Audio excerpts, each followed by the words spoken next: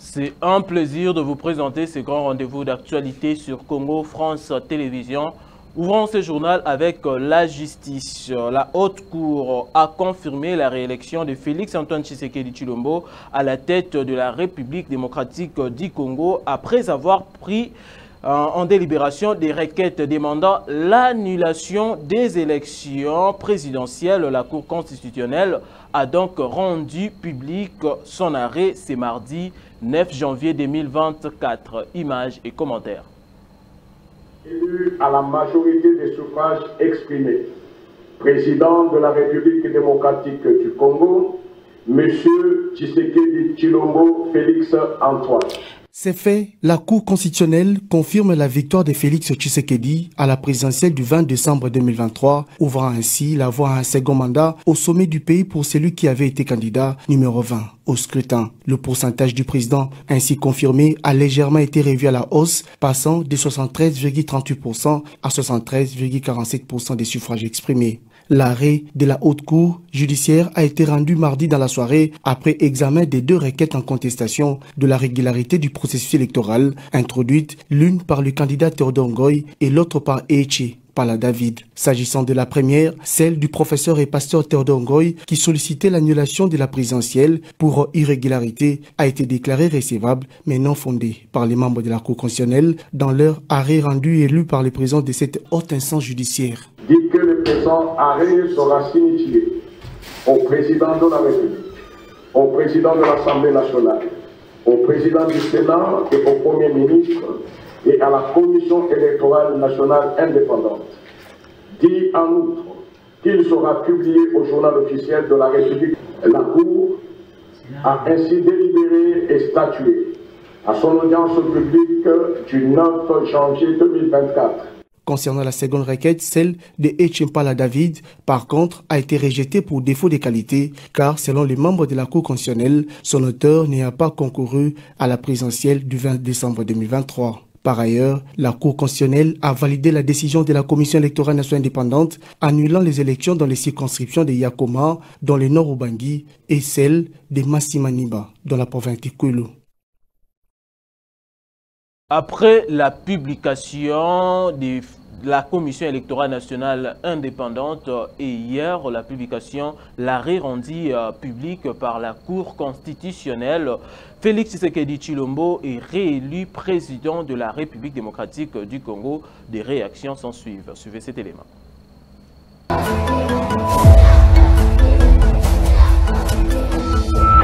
Avec un score de 73%, Félix Tshisekedi a été proclamé vainqueur aux élections présidentielles du 20 décembre 2023 par la CENI à titre provisoire, publié le 31 décembre 2023. Il faut savoir que cette publication est contestée par quelques candidats malheureux suite à des problèmes logistiques qui ont obligé la CENI à ouvrir le bureau de vote dans plusieurs circonscriptions plusieurs jours après la date prévue du 20 décembre 2023. Au micro de nos reporters, Maître Kyung et Maître Gérard Ledy ont donné leur avis. Bon, d'abord, je suis congolais comme tout citoyen et c'est d'abord une bonne nouvelle. C'est un motif d'abord de satisfaction et coup de chapeau à la CENI pour avoir tenu promesse, parce que beaucoup de gens ne donnaient pas beaucoup de chance à la CENI parce qu'ils pensaient que les élections allaient être reportées. Donc c'est un motif de satisfaction d'abord. Et deuxièmement, les élections se sont bien déroulées sans des incidents majeurs. Nous ne pouvons que féliciter le président de la République pour avoir été réélu pour un second mandat, comme pour tout citoyen. Et deuxièmement, féliciter le président de la CENI pour avoir mené à bon port les bateaux des élections en République démocratique du Congo. Bon, de toutes les façons, ce n'était pas une surprise, parce que depuis que la CENI avait commencé à publier les tendances, il était clair que le candidat Félix Tshisekedi Tshilombo sera proclamé président de la République parce que selon les estimations de la CENI lors de publications partielles, il était déjà en avance par rapport aux autres concurrents. Donc quand on a proclamé, ça ne pouvait pas surprendre parce que, vu l'écart qu'il y avait dans les différentes tendances, on s'attendait à ce qu'il soit proclamé président, donc ce n'était pas une surprise. Notons que deux leaders de l'opposition congolaise contestent le résultat des élections présidentielles du 20 décembre et réclament la réorganisation de nouvelles élections après une courte transition sur laquelle devront s'attendre, selon eux, le leader politique du pays. Qu'est dit la loi dans ces cas? Maître Gérard Ledy et Maître Kyung nous expliquent. Mais je n'ai pas suivi cette déclaration, mais si elle a été faite, c'est une déclaration malencontreuse. Parce que à ce stade ici, en tant que spécialiste en contentieux électoral, nous avons déjà dépassé les stades des irrégularités, des stades de l'organisation proprement dite des élections. Nous sommes maintenant dans la phase de la proclamation des résultats.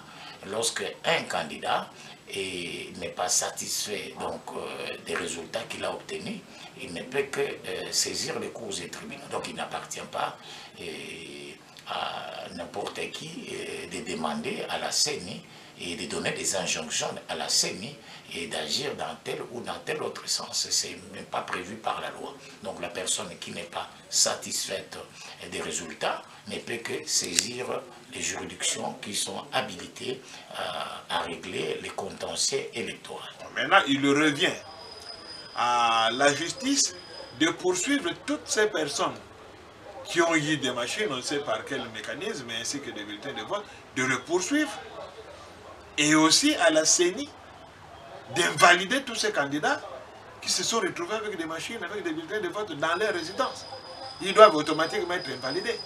Donc ça, c'est une évidence. Alors maintenant, il reviendra aux candidats malheureux dans différents scrutins de saisir les cours et tribunaux et démontrer que dans leur circonscription, il y a eu telle irrégularité, telle fraude qui a entaché le résultat final. À ce moment-là, la Cour examinera, ou les différents tribunaux, parce que pour, n'est-ce pas, les conseillers communaux, c'est au niveau des tribunaux, tandis que pour les autres, les députés provinciaux, c'est au niveau de la Cour d'appel, les nationaux et la présidence, c'est au niveau de la Cour constitutionnelle. Donc, chacun, ce qui le concerne, chacun, avec le niveau d'élection où il s'est présenté, peut saisir la juridiction avec des preuves. Mardi, les comités de suivi de la réconciliation des filles et fils du Haut-Katanga a fustigé avec la dernière énergie la présence des militaires dans la résidence de Moïse Katumbi Tchapoué à Kashoboué. Suivez.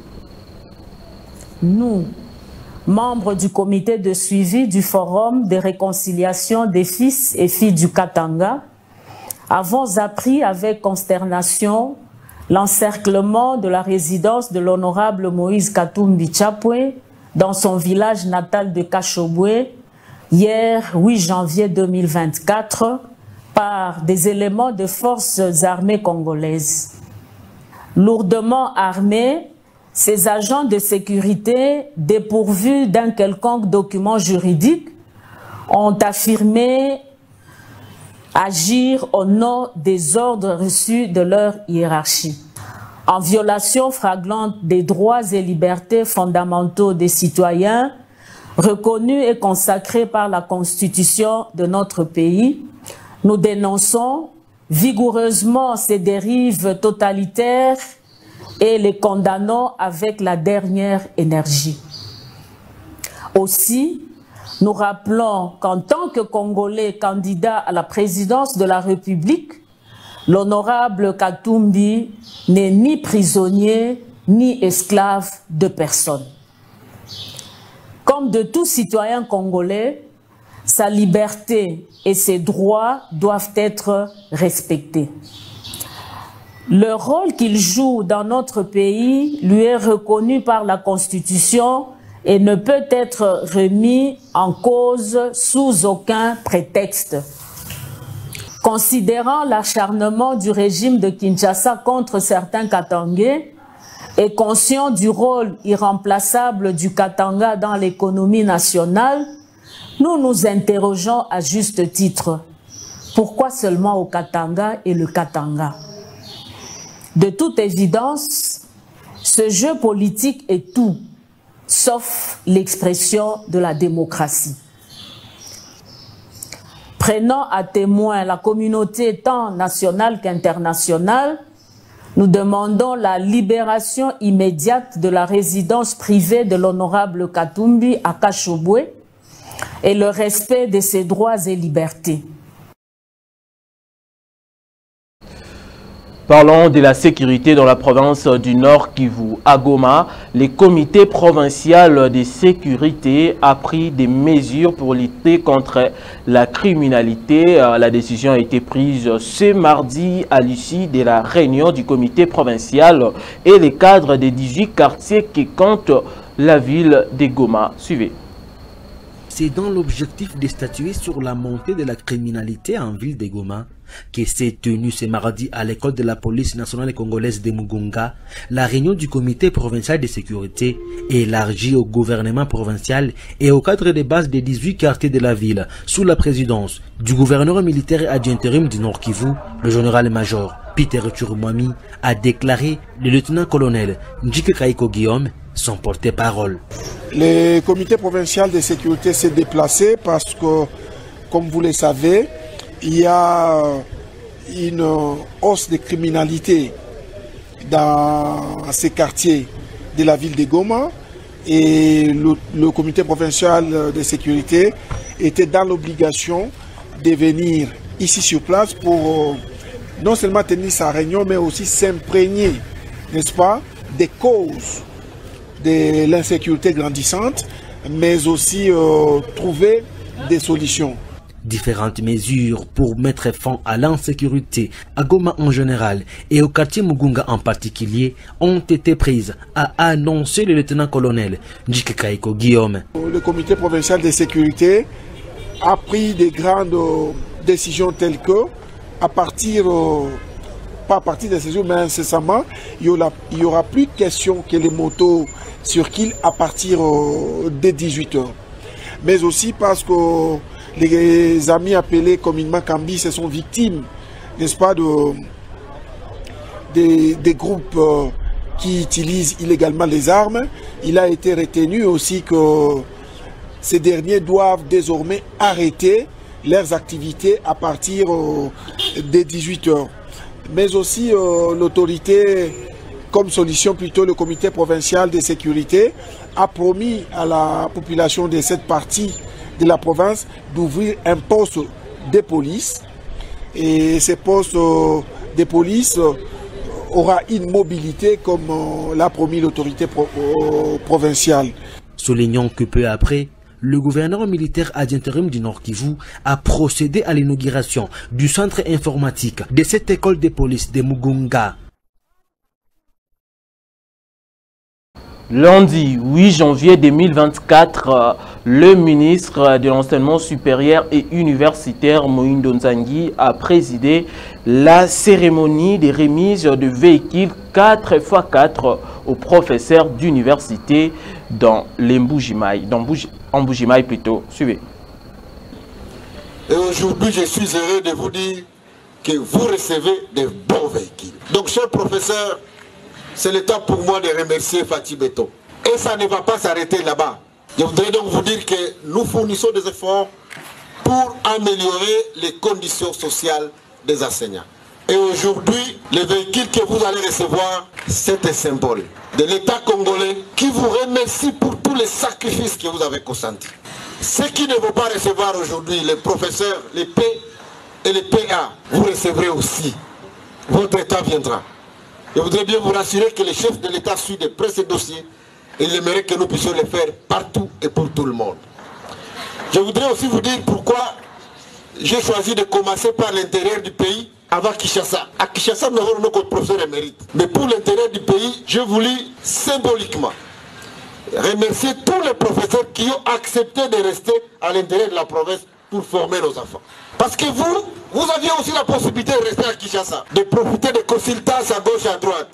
parce que les profs sont beaucoup sollicités là-bas. Mais vous avez accepté de venir rester ici à Bujimaï, ceux qui sont à Kananga, ceux qui sont à Bukavu, ceux qui sont à Kisangani, ceux qui sont à Goma, ceux qui sont à Kolwezi, ceux qui sont à Kalemi. Et moi, j'ai voulu les remercier pour leur dire, vous acceptez de rester à province pour servir notre pays là-bas, vous devez être servis les premiers. C'est pour cela que vous êtes servis les premiers. Et nous allons continuer dans cet élan. Quand on va commencer les paix, on commencera bien évidemment par l'intérieur de la province. Je voudrais que vous puissiez les garder à bon escient. Ce sont vos véhicules, mais ça c'est un cadeau que le chef de l'État vous offre. Parlons des infrastructures en RDC, précisément à Kinshasa, la réhabilitation de quelques routes dans les districts de Tchangou, autrefois saluées par les usagers, pose un problème de canalisation d'eau. Images et commentaires. Quartier 1 dans la commune de Ndjili, 15 km de route jusqu'en Ndjili-Brasserie dans l'Ancélé ont été réhabilités. Taximens et population sont ravis. Ce qui était autrefois un calvaire pour les usagers de cette route devient une route sans stress vers leurs occupations. Je me souviens, j'ai quitté ici à 5h10 et je me rendais à l'école pour, je ne sais pas, 1h, 1h30 de route. Et de nos jours, cela ne se fait plus. Je peux me lever en moins de 30 minutes. J'arrive au niveau de l'échangeur de Limété. Cette route autrefois inaccessible permet aujourd'hui une circulation libre. Essentiellement une route de dessert agricole, l'avenue Tchanga, communément appelée route de Ndjili-Brasserie, voit apparaître grandir son intérêt par l'utilisation des usagers. Maintenant que la route a été réhabilitée, les marchandises peuvent circuler librement. On peut désormais quitter Ndjili-Brasserie et arriver à Sekomar avec 500 francs comme ticket de bus. Il y a même des bus Transco qui assurent les déplacements jusqu'à Zando.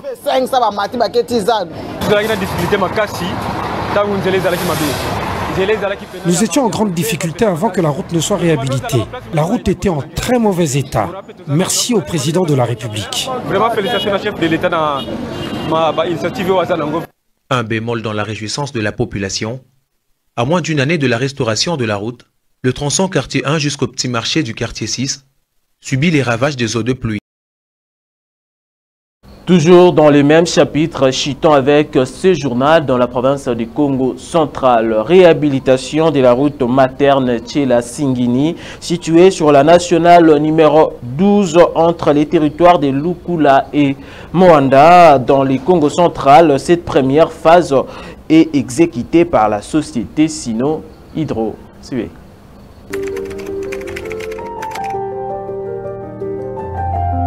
Le province de la République démocratique du Congo se reconnecte petit à petit par l'aménagement et la construction de routes nationales grâce au programme sino-congolais. À cette étape, les travaux de revêtement total et des modernisations se poursuivent sur la route nationale numéro 12 dans la province du Congo central. Il part de Manterne jusqu'à Tchela pour chuter à Singini.